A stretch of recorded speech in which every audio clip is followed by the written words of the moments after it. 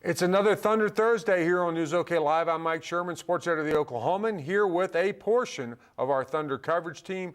Joining me from his home in downtown Oklahoma City, Thunder beat writer Anthony Slater. What's up? From Stillwater, Oklahoma, where she's waiting to talk to the suddenly resurgent, I don't think it's the word, but showing signs of life, Oklahoma State Cowboy basketball players. And Coach, it's Jenny Carlson. Hi, Jenny. Greetings, everybody. I'd say surprising. Surprising is a good adjective. Okay. That's a good word.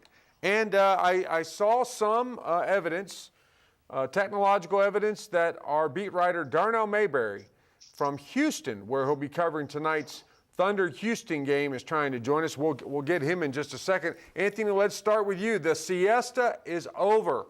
A long midwinter break for the Oklahoma City's Thunder is over. They play tonight on TNT against the Houston Rockets. Anthony, what do you think we're going to see different about the Thunder? I would assume you're going to see energy, maybe a little bit more rhythm coming out of this team. They've kind of been able to stew for about 5 days and realize where they are in the standings. And, you know, they're getting a lot more what have they had 4 or 5 practices over the last week, when in the first 2 months of the season they may not have even had 4 or 5 practices where they had 5-on-5 going. So I think that'll help them. I do think they're going to be a little bit rejuvenated coming off this break. And they got 2 games on national TV, TNT tonight against the Rockets, and then tomorrow at home against the Warriors on ESPN, to kind of make a little bit of a statement that, hey, don't count us out just yet. Darnell, the Thunder not ready for prime time when the season broke. Partially, it's a break of a Jones or a Jones fracture, to be more specific. That was Kevin Durant's injury, then Russell Westbrook. Now comes a chance to hit the reset button. Have they found that reset button? Ask me about 9 o'clock tonight. I'll give you a better answer then. It depends on what happens. I mean, they got to play a good team in Houston down here, and then they follow that up with a good team at home against the Golden State Warriors. So, they got their work cut out for them. I'm not ready to say that they've turned the corner just because they had 5 days of practice. They've had 2 or 3 months now, and they still seem to be shaky offensively, inconsistent defensively. So, I'm not going to just say 5 days of practice is going to right the ship.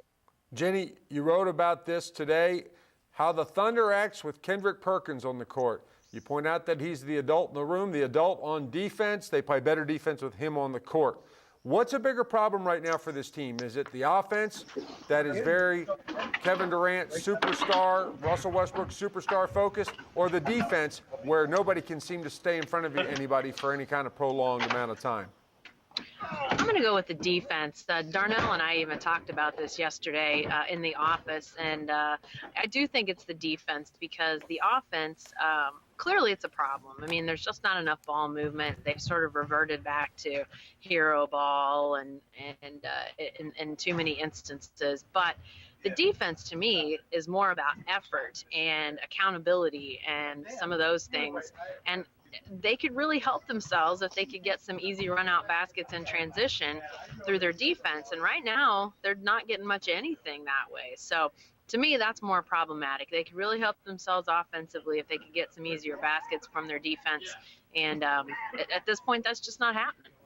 Anthony, Darnell, either of you guys got a differing opinion from that?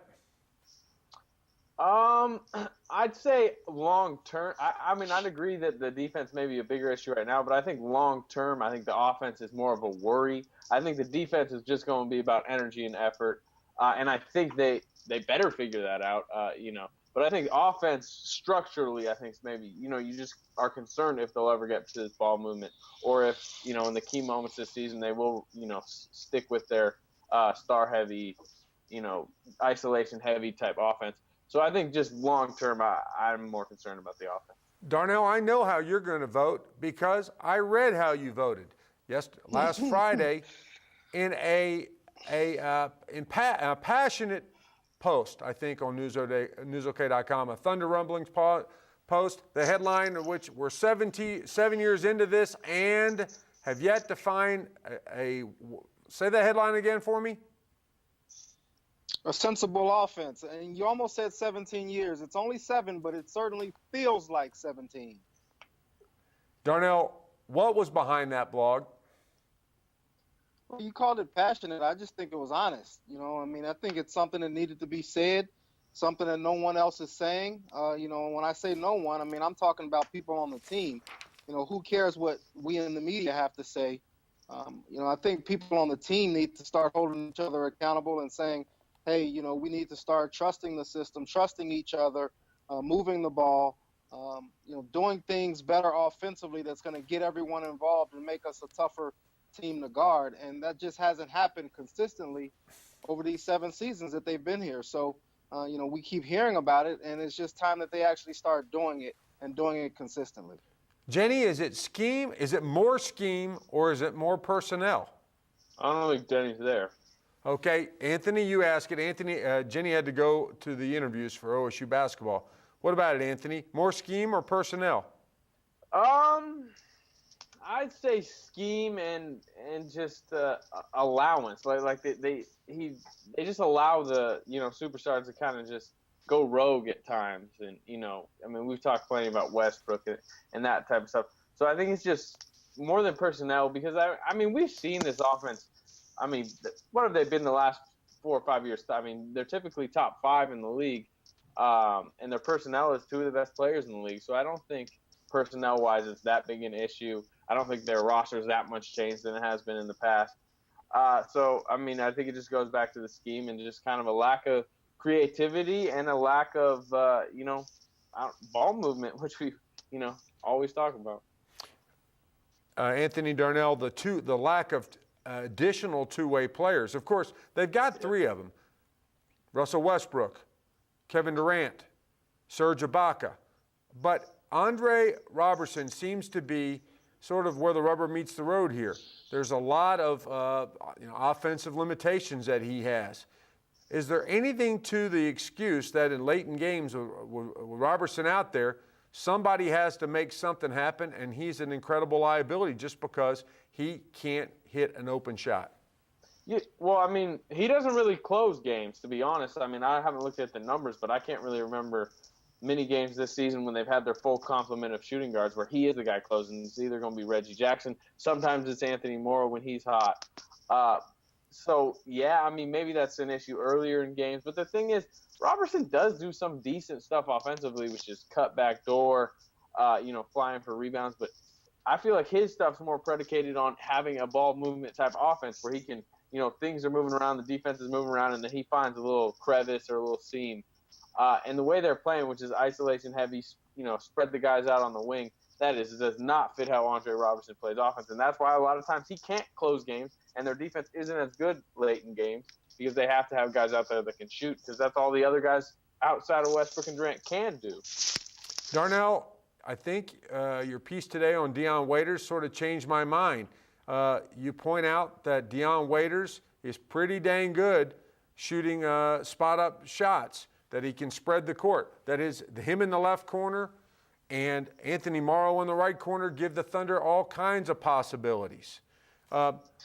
We haven't really seen what he can do for the offense yet. Are we about to? Yeah, whether they like it or not, whether we like it or not, whether they want him to or not, I think he's going to get up shots. That's just who he is and what he does. I think Scott Brooks has the difficult challenge of trying to rein that in and get the most out of him while trying to limit his weaknesses, pulling out those strengths and limiting his weakness. That's what you want to do with every player, but it's going to be particularly difficult with Dion Waiters because he's so confident in himself. He believes in himself so much that he feels like he can get his shot whenever he wants. And generally, just in terms of the way he plays, it looks like he feels like he's going to get a good shot and it's going to go in and no one can stop him from scoring. So getting him to fit in the offense and do things that really would benefit everyone else on the floor, I think that's going to be the biggest challenge. But I threw a lot of numbers out in that story today, and I felt like there's definitely some ways where you can see Dion Waiters potentially helping this team. It's just a matter of whether he'll be willing to sacrifice his game in some ways and do those things. Anthony, Dion Waiters helps the Thunder most by doing what? Being at least mildly a two-way player, because if you look at the shooting guard options, we've talked about this. We talked about this on the podcast. We've talked about this personally. But I mean, Anthony Morrow, extremely offensive minded. Reggie Jackson, he's shown to be extremely offensive minded. Jeremy Lamb, if you even consider him still in the rotation, he's extremely on the offensive side. And then obviously Andre Robertson is completely 180 on that one. He's extremely defensively. Dion Waiters, he's not a great defender, but he gets steals. I think he's like the top guy off the bench this season getting steals. He seems to enjoy pressuring the ball and kind of wrecking a little bit of havoc. He falls asleep off the ball. But I just think he's their best option to say, hey, here's a guy that we know can help us offensively, and he can also do a little bit of stuff defensively. So I think that in that sense, I think he just gives them a more natural guy to play late in games. Darnell, if I gave you 3 choices and you have to pick one, here's what they are. Dion Waiters is Reggie Jackson's replacement, a poor man's James Harden as a blender, or Oklahoma City's microwave, a.k.a. their version of Vinnie Johnson. Which of these 3 is more likely? I'm going to say A, just because, the writing is on the wall for Reggie Jackson. Kevin Durant, his comments today at shoot-around saying, this isn't daycare. We're not babysitting anybody. That didn't sound good. I think there's growing frustration with Reggie Jackson from the front office to the coaching staff, on down the line to the players, his teammates. So, I just think that he's not long for Oklahoma City anymore, and Dion Waiters' arrival really, I think, spells the end for Reggie Jackson in a Thunder uniform. Anthony, this is what happened with Jeff Green. He was at this point in his restricted free agency looming. Thunder traded him in a big trade that sort of reshaped this franchise. What could the Thunder reasonably expect? What kind of return could it get on Reggie Jackson if they flip him by the trade deadline next month? I don't think really a great one, and that's why I don't think you've seen him moved to this point. You mentioned Jeff Green. He brought in a starting center who's been a staple of this franchise ever since. Reggie Jackson, I don't see him bringing in more than maybe maybe if you add some contracts to it. But the problem is, on the other end of things, the only teams that are going to want Reggie Jackson and what Reggie Jackson wants to go to, which is a team he can be a starting point guard, which there's not many that will make him that. They're teams that are out of the race already, typically, like a Knicks team like that. And they're not going to – why would they want to give up assets for Reggie Jackson now when they think, hey, maybe we could just sign him in the offseason? So that's kind of where you struggle seeing the Thunder bring back anything in that regard. I kind of just think they may just play this thing out unless they're super worried about chemistry. May just play this thing out and then let him walk in the offseason. Darnell, what is the best case? Answering Anthony's question, why would somebody trade for Reggie Jackson now? To get his restricted free agency rights. You want to be able to have the option to keep him and maybe even keep him at a discounted rate as opposed to having to throw money at him next summer more than you might have been able to, or more than you might have had to spend if you had him in your organization already.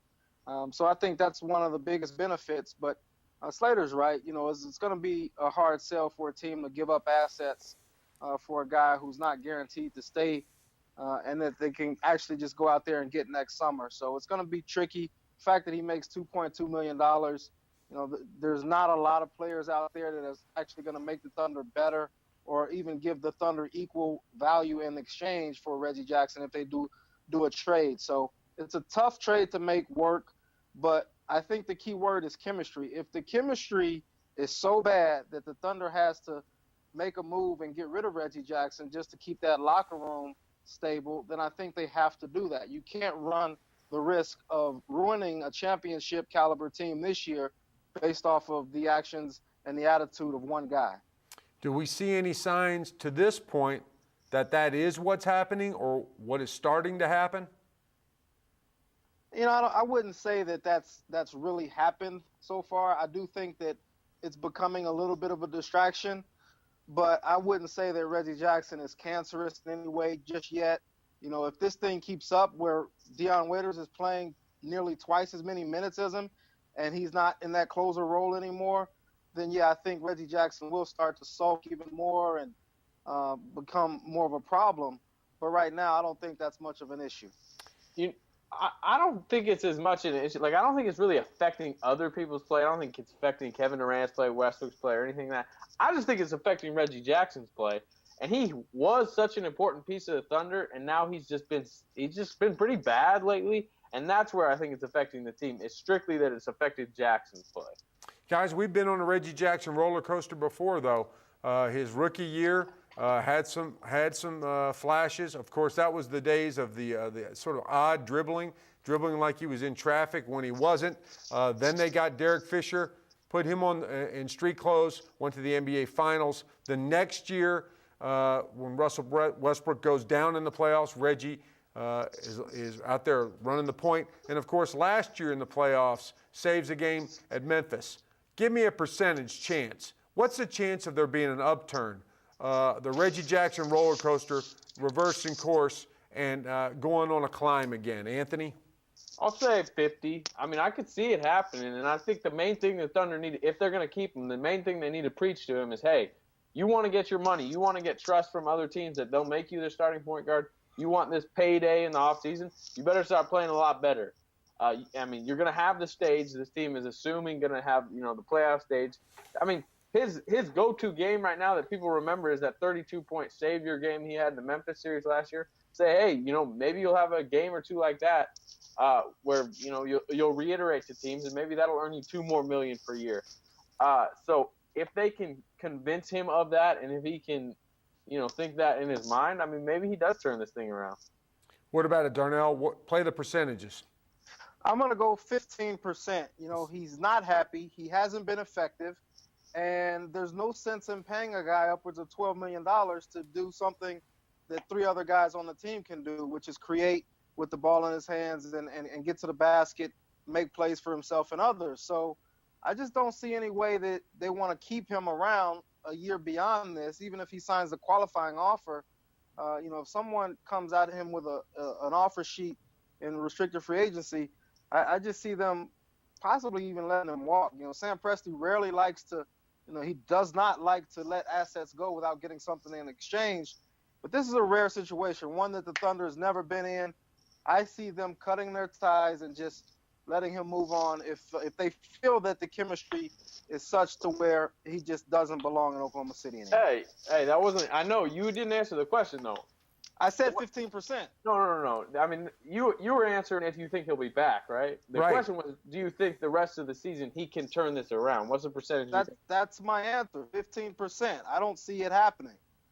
I mean, just from an individual standpoint, like, where do you think he's at? Do you think he can, in his mind, turn it around in his mind, knowing that regardless of if they're keeping him next year, I mean, this is for some individual pride and for maybe some money. Yeah, he's not happy. He hasn't been effective, and now Dion Waiters, in his second game with the Thunder, played twice as many minutes as Reggie Jackson, including the final 8.5 in crunch time. I just don't see that as a recipe for success for Reggie Jackson. We'll go with 15. I'd be remiss if we left the Reggie Jackson topic without asking you this: chances that Jose Calderon will play for the Thunder this year? I'm going to go 5. I mean, yeah, maybe the Knicks are selling him off, but I really just don't see the Thunder, Sam Presti, adding a 32-year-old guy who has locked-in money, $7 million next year and $7 million in 2006, the year the offseason they're supposed to sign Kevin Durant. I just don't see him locking in an older guy that's way older than the core. I think he'd become the second oldest player on the team behind Nick Collison. I just don't see them wanting to add that deal. How about it, Darnell? And I don't like the way Anthony says 32. I'm 52. So anyway, ease off of that. Go ahead, Darnell. He'll get there. I'm with him, though, 5%. I don't see it, and I think Slater hit on the head. The money is the biggest issue. You don't want to add a guy with $14 million on his contract over the next 2 years, especially when you have the Kevin Durant situation coming up. Even though the money's going up, you'd rather spend that money elsewhere as opposed to paying $7 million for your backup point guard who can't play defense and is aging. Okay, tonight, it's James Harden, our good friend Jimmy H., facing off against Oklahoma City. Darnell, he looks like an MVP candidate. Some people think he is the MVP. Should this just make Oklahoma City fans feel even worse about the Harden trade? Put James Harden's performance into perspective in light of the Oklahoma City Thunder's struggles. He's the man down here. He would not have been the man in Oklahoma City playing next to Kevin Durant and Russell Westbrook. As good as he is, he's still not as good as Kevin Durant and Russell Westbrook. I rate those two guys as the second and third best players in the league. The thing that Oklahoma City fans have to remember is that the James Harden you see now is not the James Harden you would have seen had he stayed in Oklahoma City. So that's the biggest thing and the important thing. You can't judge it by what he's doing, having the ball in his hands 75% of the time or whatever it might be in Houston. You got to analyze it and say this is what he would have had to do next to Kevin Durant and Russell Westbrook. So what he's doing down here is great, but he would not have been able to do the same thing with the Thunder. Darnell, Dr. Phil would be proud. Anthony, what's the right way to look at Jimmy H? I mean, I was going to say, regardless of all those things, which are true, it's still got to be tough to look at him. I mean, you're talking about, some would argue Russell Westbrook's the best point guard in the league. Well, I mean, I'm not going to say that now because I'll just set off an alarm in Darnell's hotel room. But, I mean, you have arguably the best point guard in the league. You have, I'd say, arguably probably the best, small forward. I guess, I mean, let's say you got Whoa. Well, let's say you got a top 2 point guard. Can we say top 2 point guard in Russell Westbrook? I'm tripping on the small forward part. Where were you going with that? Top 2. I mean, just LeBron. I mean, we'll see with LeBron coming off injury, but I guess we got to see with Durant. But you have a top 2 small forward, a top 2 point guard, and you may have, and let's say you still had Harden. He's a top shooting guard in the league now. I know the whole financial thing and everything you're saying. Harden would still probably be coming off the bench. And honestly, Harden probably still wouldn't be here even if they kept him that one season. Because we would have had even worse Reggie Jackson situation. But it's just got to be tough to look at a guy that used to be on this team that people thought was going to be going forward, and he really is probably the best shooting guard in the league. A top 3 MVP candidate right now. Over 2 guys have been hurt. I'll counter that by saying, and I would probably be speaking for a lot of Thunder fans, is how many times has James Harden been out of the first round with Houston? Okay, Chris Paul's never Chris Paul last year, your best point guard in the league, been out of the first round. I think once last year. We're not talking about Chris Paul. We're talking about. I'm just saying it may or may not be tough for Thunder fans to see what James Harden is doing. Yeah, he's having a great career in Houston, but how many times has he been out of the first round? That's the counter argument to okay, you got what you wanted. Now, how many championships are you going to win? I mean, I hate that argument. That actually kind of matters. I mean, regardless. I mean, he's been in there 3 years. They've finally built a team around him. I mean, I'm just talking about strictly the player. James Harden, he's a great player. Would you say he's the best shooting guard in the league? I think Klay Thompson would have something to say about that. I would say James Harden. And you know what Klay Thompson should say? Yes, he is. That's what Klay Thompson should say. Yes. Well, then Klay Thompson actually knows how to spell defense. Hey, let's see if James Harden can actually play some defense someday. Hey, guys. James Harden's not going to need to play a lot of defense tonight, guarding Andre. Boy, I'm so glad we're all over the James Harden deal, aren't you guys? Hey, it's fun to debate. That's what we do. We don't need to get over things. We write what-ifs and oral histories, and it's our job. Speaking of our job, there's a job of covering some games coming up. Remember those basketball games? The Thunder has 5 in the next 7 days. Here they are, guys. At Houston, Golden State, at Orlando, at Miami, at Washington. A lot of ats. Darnell, what does the Thunder need to do in those next 5 games? I'm not sure. I got them winning these next 2. I mean, Houston had a back-to-back. They're on the second night of a back-to-back, so they're coming here. They could be tired. I got the Thunder winning against Houston and then winning at home against Golden State. You don't want to lose 4 times to those guys this year. So that's why I got the Thunder going 2-0 Thursday, Friday, excuse me. And then after that, it's kind of a crapshoot. Atlanta is really good. Washington, the Thunder struggles to perform well whenever they go to D.C. for whatever reason. And then who's after that? Well, I missed a game in there. I missed Orlando. Orlando. I skipped it. Orlando, at Miami, at Washington. That's the next 5. Orlando, Miami, Washington.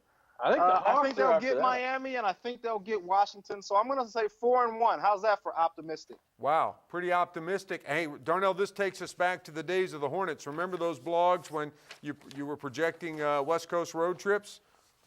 Yeah, that wasn't good. I didn't make you. I'm not going to make you now. But, Anthony, what does the Thunder need to do in this stretch? I'm going to extend that, I believe, 2 more games beyond, because that'll go through that 5-game trip. And you got the Atlanta Hawks, who are 24-2 in the last 26 games, and then the Cavs, I think, to end that road trip. I think they can, and I think they need to go 5-2 over the next 7 games. I think that'll be a good mark, and I think that will prove to a lot of people, because they play a lot of tough games in that stretch, road games, that, this is still a championship level type team that's going to turn it on in the second half. So I'm looking for a 5-2 record. It's a lot of winning for a team that hasn't done a ton of it. The Thunder is 5-4 in its last 9 games. That's a different gear. Guys, let's end it up here. The old saying, misery loves company. All anybody in Oklahoma City might need to do is to look at what's going on in Cleveland. Darnell, make sense of LeBron James' homecoming thus far for us. I can't. I wish I could. I can't. I think everyone knew that it wasn't going to be smooth sailing. Those were a lot of young guys, Kyrie Irving, Tristan Thompson. They got rid of Deion Waiters. Kevin Love had never really competed for anything in the NBA that was big. So it's really shocking that they're this bad. A game under 500 like the Thunder, and they haven't had as many injuries. Anderson Varejão's been lost for the season. But it's really kind of mind-boggling that they're struggling this much, especially in the Eastern Conference. Anthony, have we just forgotten sort of how much play in the line there is with LeBron James? I mean, if we look back at some of his sort of antics when he was at Cleveland the first time, the opportunities when they let him play general manager, some of the things that were said and mentioned, and now comes Christmas Day conversation on the scorer's table with Dwayne Wade, the shove of the coach. Apparently Tyronn Lue is calling timeouts behind David Blatt's back. Will this end badly for Cleveland? I don't know. I mean, I'm not around it, so I don't know how much of it's overblown and how much of it's like legitimate, issues within the team. The good thing, Darnell mentioned it. I mean, it's bad that where their record is what they are, especially playing in the Eastern Conference, but they are in the Eastern Conference, so they do have a little bit of time to figure it out. They're still very talented. To me, I still see a team that's going to at least make the Eastern Conference Finals this season, and then I think from there, maybe if they lose, if they can go maybe like 6 games with the Bulls and end the season playing a little bit better, then I think that'll ease some of the worry. But I mean, it is teetering on maybe heading towards disaster. We'll see. I don't think it'll reach that level, but I really didn't think it was. I would have said 0% chance early in the season. Now I mean, this was such a feel-good story. And now it's, so quickly turned to like maybe a disaster.